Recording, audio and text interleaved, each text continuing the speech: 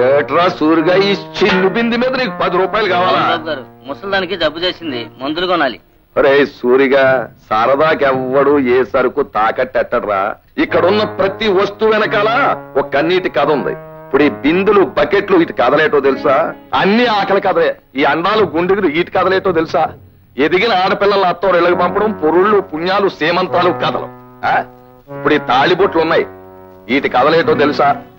కట్టుకున్నవాడు కన్నం పెట్టో సాగు బతుకుల్లో ఉంటే రచించండి బాబాయ్, అది ప్రాణాలు నిలబెట్టండి బాబాయ్ అని ఏడ్చి మొత్తుకుంటే జాలిపడి ఈ అడ్డం పెట్టుకుని వాళ్ళకి సాయం చేశాను. ఇప్పుడు ఈ చిల్లర మల్లర సామాన్ల తాలూకు కథ ఏంటో తెలుసా? అన్ని సారా కథలే. అంతెందుకు ఆ మూలం చూడు, ఇదిగా దాన్ని ఇంతప్పుడు 3 ఏళ్ల క్రితం అవసరానికి 10 రూపాయకి ఎవడో తాకట్టిచ్చాడు. ఇప్పుడు ఇంత అయిపోయింది, పెంచలేక చేస్తున్నాను. పొడి కోసు తినేద్దామంటే మనసు ఒప్పదు. బాబా నా కోడే అయిపోయింది అని అడగడానికి వస్తాడు అదో లాంపటం. ఒరే నేను జాలిగుండోని కనుక మన ఊరోళ్ళు ఏ జాలికా చెప్పినా నేను వింటున్నాను గాని నా కథని కూడా ఎవడు లేడురా. నీ కథేంటి బాబా? నా కదా ఇదిగో ఈ చీపుళ్ళను కూడా అడ్డం పెట్టుకుని డబ్బులిచ్చే ఎవడైనా ఉన్నాడా ఈ ప్రపంచంలో? నేనున్నాను. ఏం చేతున్నాను? పోనీ మన ప్రజ ఏదో ప్రజాసేవ చేసినట్టు ఉంటది, వాళ్ళ కష్టానికి అడ్డం పడినట్టు ఉంటదని చేస్తున్నాను. ఇలాగా ప్రతి వస్తువు మీద 25 50 అడిగితే నాకు ఒళ్ళు మండిపోద్ది, ప్రజాసేవ చేయడం మానేస్తాను, మీరు కడుపు కలిపి చచ్చిపోతారు. 5 రూపాయలు ఇస్తాను, అంగీకారమేనా బాబు? మీ దయ. ఇదిగో వడ్డీ 10 రూపాయలు మినాయించుకుని 4:30 సాయంకాలం ఇచ్చేస్తాను, వచ్చి పట్టుపో. పిచ్చి ఏటైంది? పాల చింతపండు అమ్మటం అయింది. ఇంకా నాకు ఈ కొట్ట కూర్చోటం ఇసుకేస్తుంది, నేను వెళ్ళిపోతాను. ఏటా చేతులదేటి?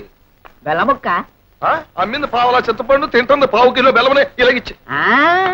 తినేసిన తర్వాత మళ్ళీ వస్తారు. యాదవ పుట్టుక అని ఊళ్ళో జనాన్ని తినేరా అంటే ఈడు కొట్లో ఉన్న ఏలుముద్ర వేసేస్తాను. ఇదిగో నీకు బోటకు నేలు ఉంది, అంచేత ఏలుముద్ద నొక్కే సొమ్ములెట్టుకెళ్ళిపోతావు. కానీ ఇక్కడ ఇవ్వడానికి సొమ్ములు ఉండొద్దురా. ఇప్పటికే ఇదిగో సగం కాగితాల మీద నీ ఏలుముద్దలే, ఎప్పటికి తిరుగుతారా? ఏంటి బాబు తీసేది? నేనే తీసుకున్నాను బాబు. ఇంట్లో దీపం పెట్టాలంటే కిరసనాలు మీ గుడిలోనే కొనాలి, కుండ మీకు పొయ్యేకాలంటే బియ్యం, పప్పు, ఉప్పు మీ గుడిలోనే కొనాలి, గొంతడుపుకోవాలంటే సారా మీ గుడిలోనేగా బాబు. ఇంకా నాకేం మిగులుతుంది బాబు? బాబు వడ్డీ ఎంతైనా సరే. అబ్బా 4 బీకేస్తుంది బాబు, ఇది తొందరగా అయ్యండి బాబు. నువ్వు అక్కడ పప్పు డొక్కుల మీద, నూనె డబ్బాల మీద నొక్కేతనకే సంబంధం లేదు. నేను చెప్పిన కాగితం మీద ఇదిగో ఇక్కడ నొక్కాల. చెప్పండి బాబు, ఎక్కడ నొక్కేయమంట? మళ్ళీ చెప్పలేదంటావు. రోజుకు రూపాయి ఇచ్చి 2 రూపాయలు వడ్డీ. ఇష్టమేనా బాబు? వడ్డీ తవరు ఎప్పుడైనా అడిగాను బాబు? బావా నువ్వు రాకముందు ఊళ్ళో గొడ్లన్నీ ఇక్కడే ఉంటాయి. లస్కో బావా, దీని మీద కూడా ముగ్గు పెట్టా? ఆగాదు, ఇది ముగ్గు పెట్టడానికి కాదు, దీని మీద పాఠాలు రాసుకోవాలి. లస్కో నీకు చాలా విషయాలు తెలుసు బావా. ఓర్ని అమ్మమ్మని ఆడుకునే చోట ఇదంతా ఎలా చేశారంట్రా? ఓర్ని అమ్మమ్మని బచ్చలు ఆడుకునే చోట ముగ్గులెట్టారంట్రా? ఎవర్రా ఇదంతా ఎలా చేసింది? రండి కనుక్కుందాం. పిల్లలు, ఇది మీ స్కూలు, రోజు ఇక్కడికి వచ్చి చక్కగా చదువుకోవాలి. చదువా మాకెక్కదు, మేము వెళ్ళి ఆడుకుంటాం.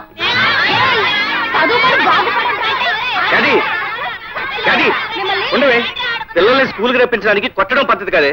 నీకు తెలియదు బావా, కొట్టకపోతే మాట ఎనరో. అది కాదే, వాళ్ళకి మంచి మాటలు చెప్పి స్కూల్కి వచ్చేట్టు నేను చేస్తానుగా.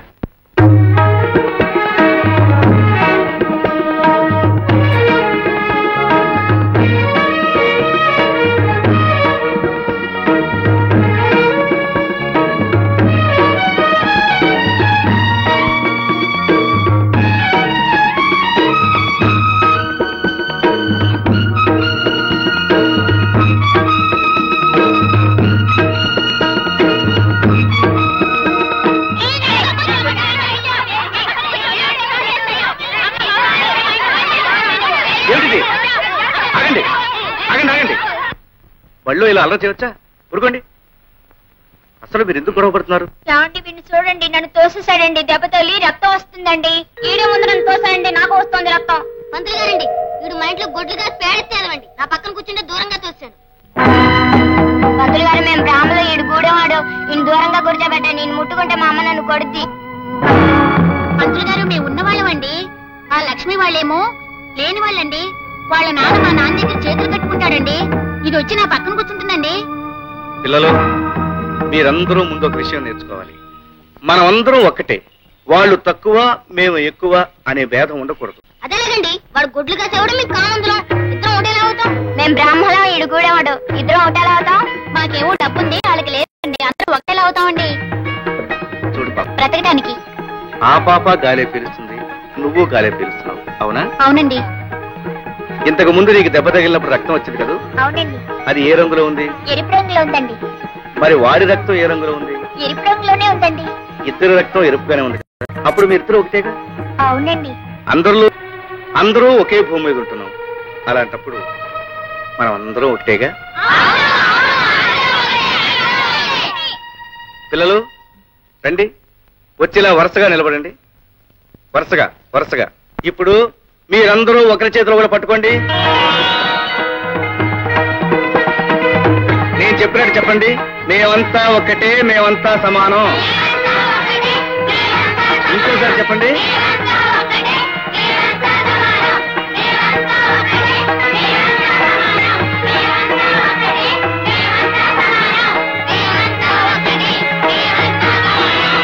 ఇక నుంచి ఒకరు చిన్న ఒకరు పెద్ద అని మీలో ఎవరూ అనుకోకూడదు.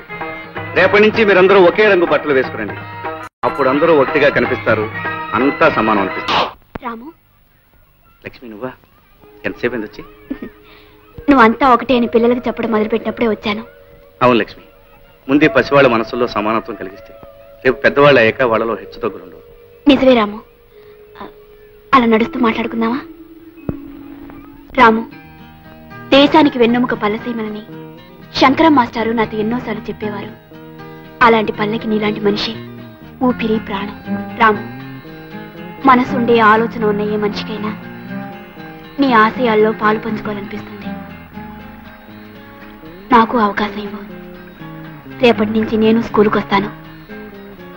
నీతో పాటు పిల్లలకు పాఠాలు చెప్తాను. లక్ష్మి, ఇది నేల మీద నిలబడి ఓ మామూలు మనిషి సాగించే పోరాటం. నువ్వన్నీ ఉన్నదానివి, అంతస్తులో పెరిగిన దానివి, నీకెందుకు ఇష్టమే? రాము, ఎవరైనా సరే మనిషి పుట్టినంత మాత్రాన మనిషి అనిపించుకోడు. ఏదో ఒకటి చేసి ఎంతో కొంత సాధించి ఆ బ్రతుకి ఒక అర్థం కల్పించుకోగలిగితేనే నిజమైన మనిషి అనిపించుకుంటాడు. అది నువ్వు సాధించి ఈ ఊరికే ఒక గొప్ప వ్యక్తివి, మహాశక్తివి కాబోతున్నావు. నువ్వు అనుమతిస్తే ఈనాటి నుంచి నీ ఆశల్లోనూ ఆశయాల్లోనూ చివరికి నీ జీవితంలోనూ భాగస్వామిగా ఉంటాను. వాట్ ఆళ్ళు చెప్పడానికి వచ్చిన వేధం అందరూ సమానం అంటున్నాడా? అంటూ సొంటు లేకుండా అందరినీ ఏకం చేసేస్తున్నాడా? చిచి. ఈ హిట్లర్ రాఘవయ్య రాజ్యంలో ఇలాంటివి జరగడానికి వీలేదయ్యా. జరుగుతోందండి బాబు. వాడి పాఠాల వల్ల మా వాడు గొడ్లు కాసే ఎంకని మా పట్టి మంచం మీద కూర్చోబెట్టి అంతా సమానం అంటున్నాడు. పైగా వాడందరికీ ఒకే రకం బట్టలు అంటికట్టాడు. ఉదయం మా వాడిని ముద్దెట్టుకుందామని ఎత్తుకుంటే వాడు పాలేరు కొడుకు. ఈ బట్టల కారణంగా ఎవరెవరో తెలియకుండా పోయిందనుకోండి. మొన్న మావాడు ఆ గూడెవాడు కలిసి ఒకే కంచంలో తింటున్నారు. ఇదేమిటా అంటే మా ఇద్దరు రక్తం ఎరిపే, మీ ఇద్దరం ఒకే గాలి పిలుస్తున్నామని ఒకటే కేక. Nonsense. గొడ్లు గాలి పిలుస్తున్నాయి, గొడ్ల రక్తం ఎర్రగానే ఉంటుంది. అంత మాత్రాన గొడ్లు మనం ఒకటేనయ్యా. కమాంట ఎత్తుతా అని మమ్మల్ని ఆశపెట్టి చంపుతావే తప్ప ఆ అవతారం ఏదో ఎత్తి నీ శక్తి మాకు చూపెట్టావు. మిస్టర్ పెంటయ్య, ఎత్తుతా. మంచి టైం చూసుకుని ఓ మంచి అవతారం ఎత్తుతా. జంబాసుర అవతారానికి లొంగడనుకో కుంభాసుర అవతారం ఎత్తుతా. కుంభాసుర అవతారానికి లొంగడనుకో దంతవక్రమో వక్రతుండమో. ఏటయ్యా అదే? మీ బావ చెప్పే స్కూల్లో చదువుకుంటున్నావా? లస్కరో లస్క, నాకు చదువుఎందుకు? అదేటే అట్టాగంటావు? రేపు కట్టుకోవాల్సింది నువ్వే కదా. ఆడే ఊరినా వెళ్ళి ఉత్తరం రాశాడనుకో, చదువుకోవడానికి 4 ముక్కలు ఉండాలి కదా. అయినా మొగుడు రాసిన ఉత్తరం ఇంకోటి చేత ఎట్టా చదివించుకుంటావే? లస్కోరా లస్కో, చెప్పింది నిజమే. హఠాత్తుగా చదువుకోవాలని నీకు బుద్ధి ఎందుకు పుట్టిందే? అదంతా తర్వాత చెప్తాను అమ్మాయి గారు. ముందు నాకు చదువు నేర్పండి. నేనెందుకు నేర్పాలి?